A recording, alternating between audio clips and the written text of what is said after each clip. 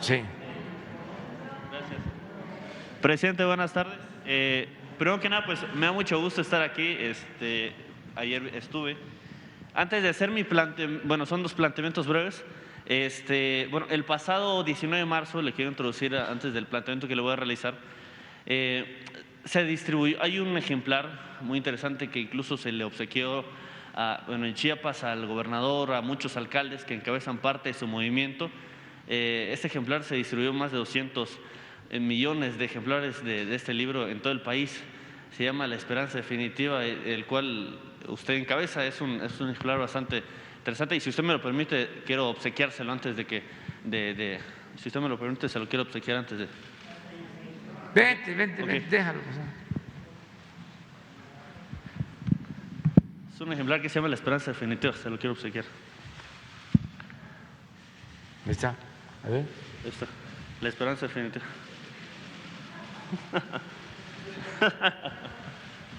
Bueno, presidente, y el segundo planteamiento, el planteamiento que le quería hacer es, bueno, antes también, antes que yo viniese, yo ya tenía un planteamiento, pero dije, ¿por qué no hacer la pregunta una pregunta sobre, le pregunté a niños de entre 10 y 16 años, me gustaría saber qué le querían preguntar a ellos, y la primera pregunta es, un niño de 10 años me dijo, ¿cuando usted era niño se imaginó que llegaría a ser presidente? Esa es la primera pregunta. Y la segunda pregunta, en Chiapas hubo un programa nacional muy bueno. Cuando Esteban Moctezuma llega a la Secretaría de Educación Pública, se impulsa un programa que se llama la Orquesta de la Nueva Escuela Mexicana. Es un proyecto muy bueno porque impulsa el estímulo musical y artístico desde los colegios, desde las escuelas de nivel básico. Habían orquestas sinfónicas y era un gran proyecto, de verdad. Pero cuando Esteban Moctezuma va a la embajada en Estados Unidos, este proyecto se elimina. En lo personal, bueno, desde la perspectiva desde Chiapas, es un proyecto en el cual pues, muchos jóvenes y niños pues, se van de las adicciones, como usted lo ha promovido, y se integran a la sociedad a través de las artes, de la música. Mi pregunta es, ¿se tiene contemplado retomar este proyecto, la Orquesta de la Nueva Escuela Mexicana, ya que pues ha sido de gran apoyo para muchos jóvenes? Gracias, Bueno, presidente. lo tiene la Secretaría de Cultura.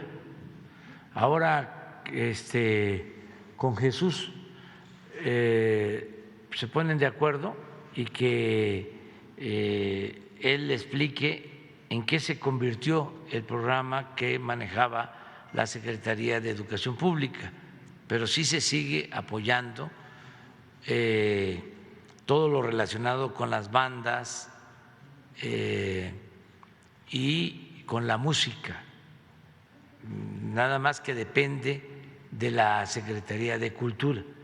A lo mejor es un asunto de información, pero sí se sigue apoyando. Y de lo que te dijo el niño, yo estaba estudiando, dices 10 años, sí, el cuarto año, sí, en Tepetitán. Mi escuela se llama Marcos E. Becerra, un historiador, lingüista, tabasqueño chiapaneco de primera. Entonces, mi pueblo tenía la fortuna de contar con escuela completa de 6 grados, porque en ese entonces eran multigrados las escuelas. Un maestro, 2 maestros daba los 6 grados. Entonces, yo estaba estudiando cuarto año, ya contaba yo, 2 años antes empezaron a llegar los libros de texto que se entregaron cuando el presidente Adolfo López Mateos, por eso lo respeto mucho, un gran presidente, solo tuvo una o dos manchas, pero por lo general hizo cosas muy buenas. Adolfo López Mateos. Una mancha fue lo del asesinato del gran dirigente campesino Jaramillo y de su familia.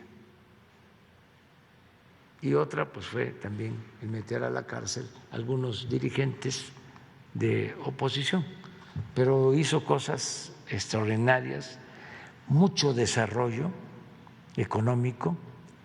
La economía durante su gobierno creció al 6% anual,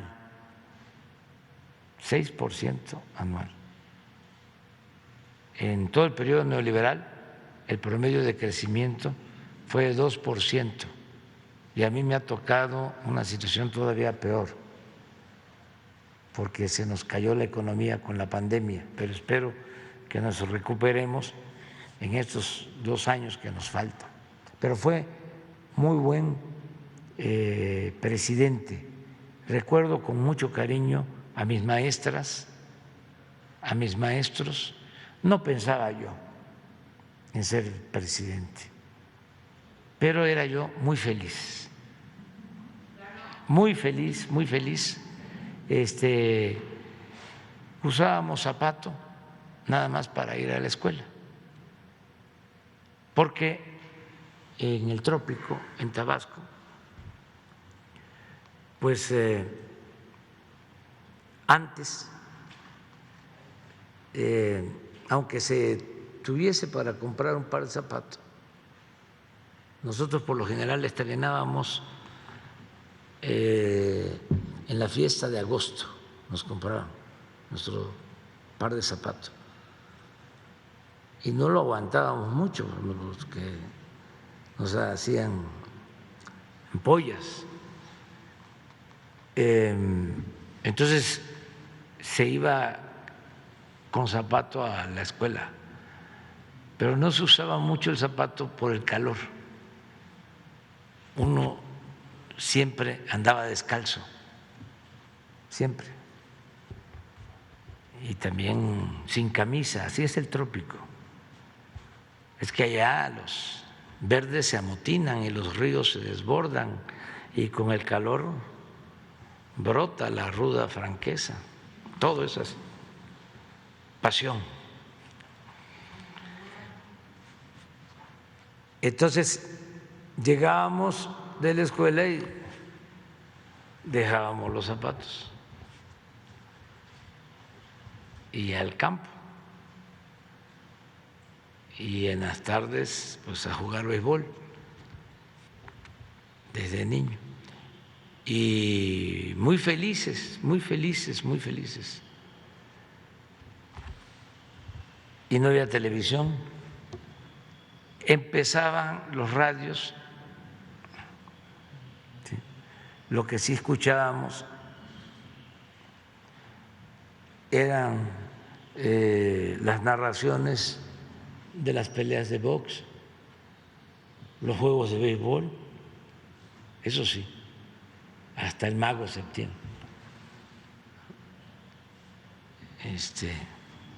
que era un buen cronista deportivo, lo conocí al Mago, ya grande, buen narrador, además una enciclopedia en béisbol. Claro que cuando escuchaba uno de que el Mago decía que era una tremenda línea, ¿no? A lo mejor no era así, ¿no? Era un globito, pero estaba uno pegado a la radio. Y luego las radionovelas, en la mañana, al mediodía y en la tarde. Por ejemplo, al mediodía a la 1, Calimán.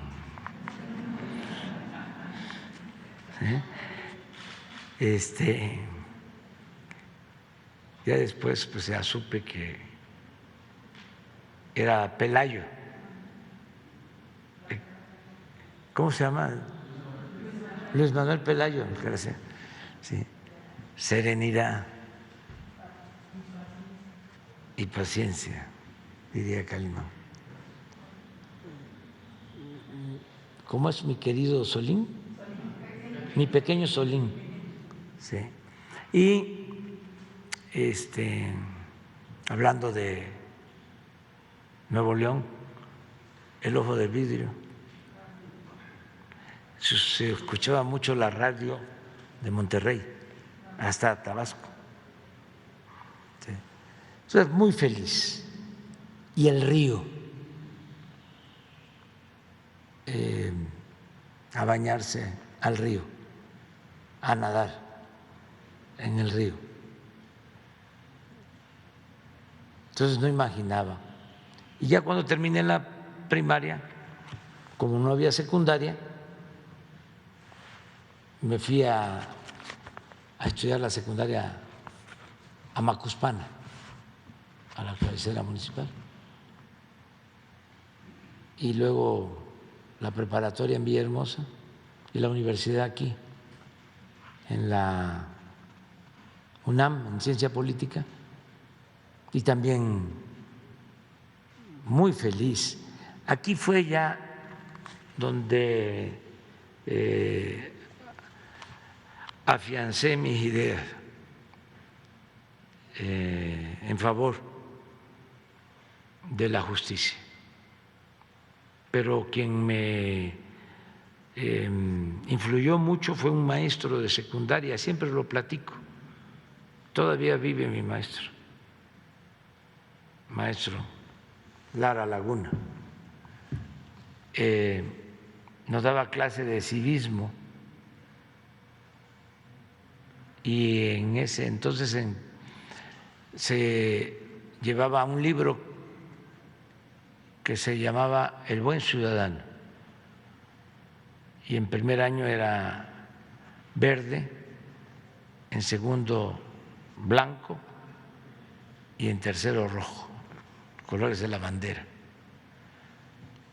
Y mi maestro Rodolfo Lara Laguna, además de maestro, era originario de Morelos, había participado en movimientos sociales y se formó como maestro, daba clases en la secundaria federal y al mismo tiempo estudiaba Derecho, cuando el 68. Y me tocó ver a mi maestro en huelga de hambre en el 68 y luego lo encarcelaron. Pero ese maestro se salía del libro del Buen Ciudadano y nos contaba cosas, ¿no?, interesantes. Nos platicaba que cuando vino el presidente Kennedy con su esposa, la señora Jacqueline, ellos coreaban Jacqueline sí, Kennedy no. Imagínense, yo en segundo de secundaria, escuchando esas cosas. Y así, muchas otras. Y luego, cuando ya entro a la prepa, me tocan buenos maestros y libros que son importantísimos. Por eso lo que hace Beatriz del fandango de la lectura es importante, porque un libro, la lectura de un libro puede significar el despertar de una conciencia. En la preparatoria, los libros de historia de la Revolución de don Jesús Silva Gerso me marcaron, fueron importantes. Y luego ya libros que tienen que ver con la filosofía, como El hombre mediocre de José Ingenieros y otros. Y ya en la universidad, pues en ciencia política, imagínense.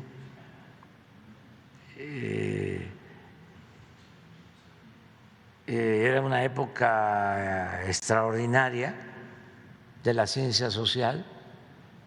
Además, me tocó el tiempo en que llegaron muchos maestros por los golpes de Estado en América Latina, maestros uruguayos, chilenos, argentinos. ¿Sí? Me tocó algo fuertísimo en el primer semestre. Analizamos con el libro El Estado y la Revolución de Lenin el gobierno del presidente Allende, esto en 1973, y antes del golpe llegamos a la conclusión en el grupo con el maestro que iba a haber un golpe. Y Raúl Olmedo, el maestro, que debe estar por ahí todavía, y se dio el golpe en el 73, en septiembre. Yo vivía en la casa del estudiante tabasqueño y en el pizarrón pusimos una proclama, un manifiesto, una protesta, y nos dolió muchísimo, y eso también me marcó, porque Salvador Allende es un dirigente político progresista, democrático y pacifista. Y digo Salvador Allende porque no ha muerto, las ideas no mueren. Entonces, no merecía perder la vida. Nunca quiso luchar con las armas. Fue varias veces candidato hasta que por la vía democrática llegó a la presidencia, nada más que el conservadurismo no soportó los cambios que llevó a cabo, y hubo también intervencionismo extranjero, eran otros tiempos, y por eso lo llevaron a la muerte. Fue muy interesante porque me tocó ir a Chile después con la presidenta Bachelet, que le agradezco mucho porque me recibió siendo yo opositor, y fui a la Moneda, al Palacio, y quise ir a la oficina, al despacho del presidente Allende, y fui. Me llevaron, pero los carabineros, que tienen una formación muy distinta a la formación que tienen los militares de México, son muy conservadores. Como pedí ir a ver el despacho del presidente Allende, no les gustó, y entonces iba mal encarados. Entonces ya cuando entré, para que se les descompusiera un poco más la cara, grabé un mensaje y acusé a la dictadura del asesinato y lo subí. Y ahora me da mucho gusto que esté Bori. ¿Cómo han cambiado, no?, las cosas? Por eso no hay que perder la fe nunca en los pueblos, confiar mucho en la gente, en la conciencia de los pueblos, cómo la gente sabe quién lo representa con lealtad, quién representa al pueblo con lealtad, quién representa al pueblo con dignidad, quién respeta al pueblo, quién quiere al pueblo. Y eso a veces a los políticos corruptos y tradicionales se les olvida, porque menosprecian a la gente. Y no, el pueblo es sabio. Bueno, nos vemos.